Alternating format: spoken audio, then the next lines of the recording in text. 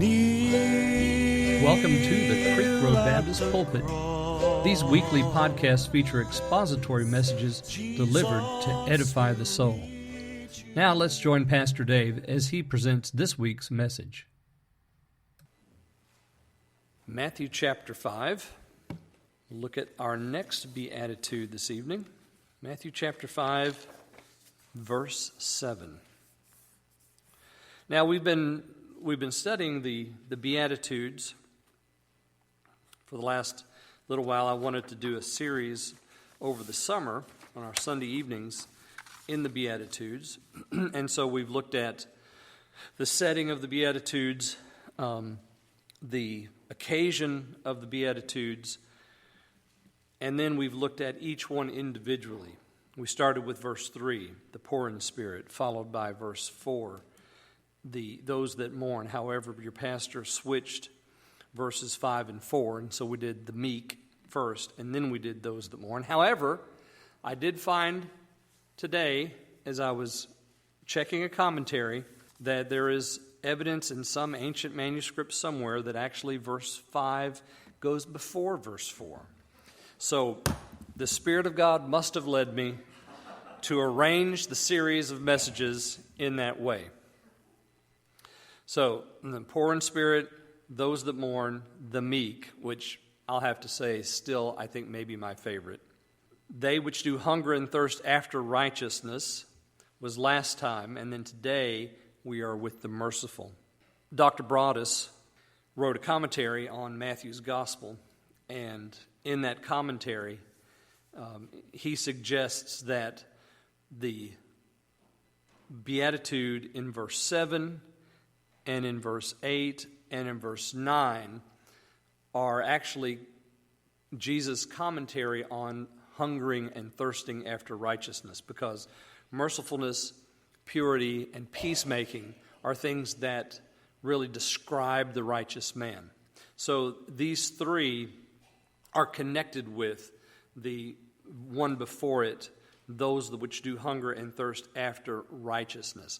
So we'll read tonight verse 7. Blessed are the merciful, for they shall obtain mercy.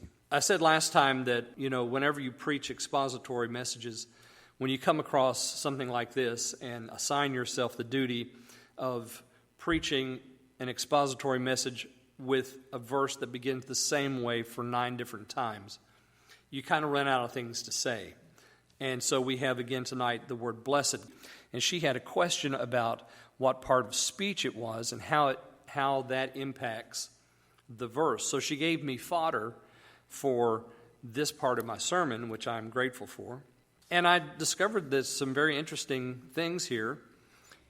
Neither of the words in the, I'm going to say this wrong, neither the Greek word nor the Hebrew word measures up to, no, that's not right.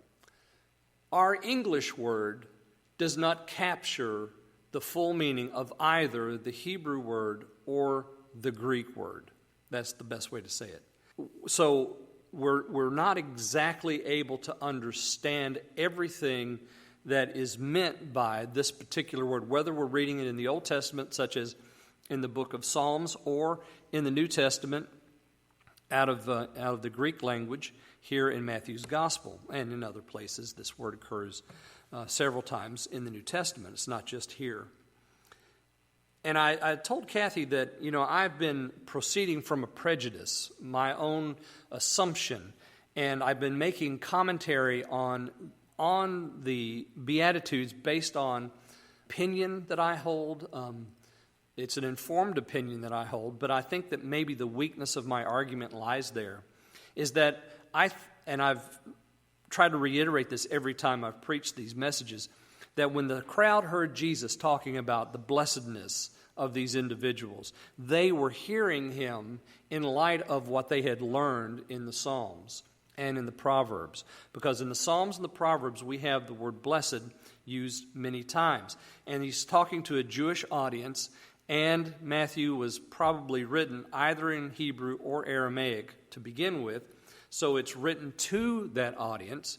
not only were they listening and sitting at the feet of Jesus, a Jewish audience, hearing him speak in Aramaic, but Matthew copied this, put this gospel together, and wrote it in a way that it would appeal most to that particular group, because he wanted them to know that Messiah had come. The king was on his throne. So that being my preference and prejudice, I see that the Psalms then might inform us and be able to bring beautiful light to the words that Jesus speaks to us here in Matthew's Gospel in chapter 5. However, the part of speech which we're seeing here in the Gospel, I didn't really deal with it that much, because I was, my geekiness, my Hebrew geekiness had kicked in. And so I'm thinking about the Hebrew word, and I'm thinking about how it's used in sentences in the Psalms, and I'm thinking about how Jesus may have used it here in the poetic way in which this is written. The rhyme and the parallelism, the couplet that we see he creates in each instance, and the surprise of the folks when they hear him say what he says here, blessed are the poor, how can that be? Well, of course, they're hearing something that they've heard in the synagogue, but Jesus now gives new light to it and fresh meaning. So I didn't really deal with the Greek word and the part of speech that it represents and how the English then translates that for us. So all of that is background. I wanted to go over those things. And as I said at the beginning, the English word that we translate here, blessed, some of your translations will have the word happy here. It doesn't really do justice to what's going on with this particular word in either the Greek or the Hebrew. So what is it? It is a modifier here. The word blessed modifies the subject. It is an adjective, and it is used in the predicate of the sentence. You'll notice it is linked to and right beside the verb to be. And that's the way predicates always are. John is fast. So is fast is predicate to John. It tells us something about John. The predicate of the sentence is used in this way to always tell us what the subject does or is. So here we have blessed are, and then we have the subject, the poor, the meek, the mourners, the hungry, those that are hungry. So when the adjective is used in a predicate like this, it's telling us something about the subject, what it is or what it does, and that's what we have here. My Greek lexicon gives the Greek word, he says there, Bauer says, this word may be exactly right for the Aramaic original, but it scarcely exhausts the content which that particular word, that Greek word, had in the mouths of Greek-speaking Christians. That is, the meaning which they derived from the use of this word was grand and deep and wide and broad. So we're not really sure exactly everything. And so when we say it means blessed, it means happy, it means enjoying favor of God when we talk about it in a religious sense. So we're not really sure exactly if it had all those meanings plus others, or if there was another level of meaning that they used when they spoke this word. That has been lost to us, unfortunately. And when we use the word blessed, and this is where I think confusion comes for us, do we mean enjoyment, happiness, reverence? And how is it used in this particular sentence? Well, it means all of those things, and it is pointing back to a heavenly source. So there's some heavenly source which is talking about the subject here and is predicating the subject with the use of this in the English sentence, blessed are. So the English sentence is using the adjective, giving us information about the subject, and we are enjoying this understanding of the word blessed. It's not a verb. It's being used as an adjective to modify the noun, or the subject rather, in the verse. Let me read to you what Dr. Broadus had to say. He said, and speaking of this word blessed, happy more nearly expresses the sense of the Greek word than blessed.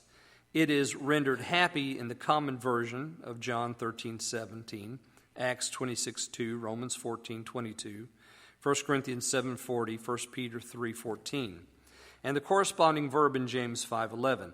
And this might be used almost everywhere, leaving blessed to translate another term found in, and then he gives the verses here.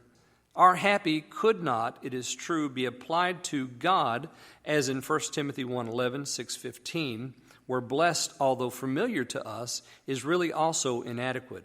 But more is gained than is lost by keeping the term distinct, for the difference is often quite important. The shock which many persons feel at the introduction of happy here is partly a reproduction of the surprise felt by our Lord's first hearers. Happy the poor, happy the mourner. The paradox is really part of the meaning. The sense is quite similar, and the same Greek word is used in 16:17, and gives us some more verses here. The original has, in this case, not verb, not happy are, but simply happy the poor. So in the Greek of Psalm 1:1, etc. So the word is really more than what we were able to reproduce in our English language. But understand that it has this very full, very unctuous meaning that means the blessedness, the happiness that comes from the favor and enjoying the favor of God. So all that being said, we look at verse 7, we have blessed are, and if we wanted to take Dr. Broadus' suggestion, happy are the merciful, for they shall obtain mercy. So what is this merciful? This is our subject in the sentence. Blessed are is our predicate, so it's predicating the subject, telling us about the subject, what it does or is. So the merciful here is those people who are merciful, just like we had in verse 6, those who are thirsting after righteousness, or hunger and thirsting after righteousness. So we have the merciful. This is a group of people that are doing something with mercy. The word implies, I think all of us could define it, compassion, pity on the suffering, and a sense of compulsion to help the needy. That is the idea of mercy. It's not just a simple feeling. It's not the, goose skin you get on your arms. You feel mercy for somebody, but it's more than that. To be merciful is to do something for those who are suffering, those who are in need.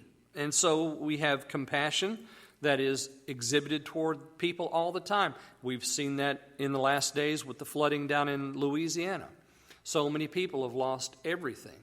They've lost their entire livelihood. They've lost houses and they've lost homes and all their possessions, and all they have are the clothes that are on their backs. And so we exhibit mercy by doing something, either giving or going or helping in some way. That's how mercy is exhibited.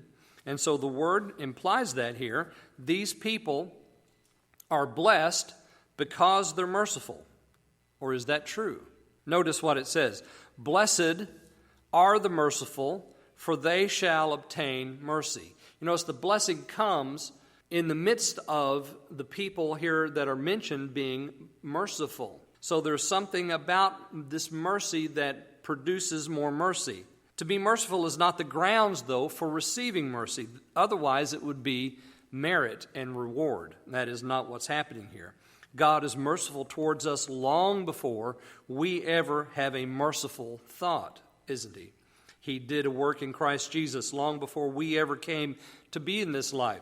And that mercy is given to us because of His grace. It is extended to us. And yet we find Jesus saying, to those who are merciful, they shall obtain mercy. Compare this to the phrase in the Lord's Prayer. If you just look over a chapter, in chapter 6, in verse 12, of course you probably know this by heart. In verse 11 he says, give us this day our daily bread, and forgive us our debts as we forgive our debtors. So forgiveness, you see, is a part of the same kind of cycle. Those who are merciful obtain mercy. Those who forgive are also forgiven. But it's not merit. You don't get forgiveness because you forgive. It's a part of God's grace action in the life of the believer. So that phrase is to be compared, the forgiven, doesn't begin with us. Forgiving doesn't begin with us. It begins with God and is mirrored in the life of faith.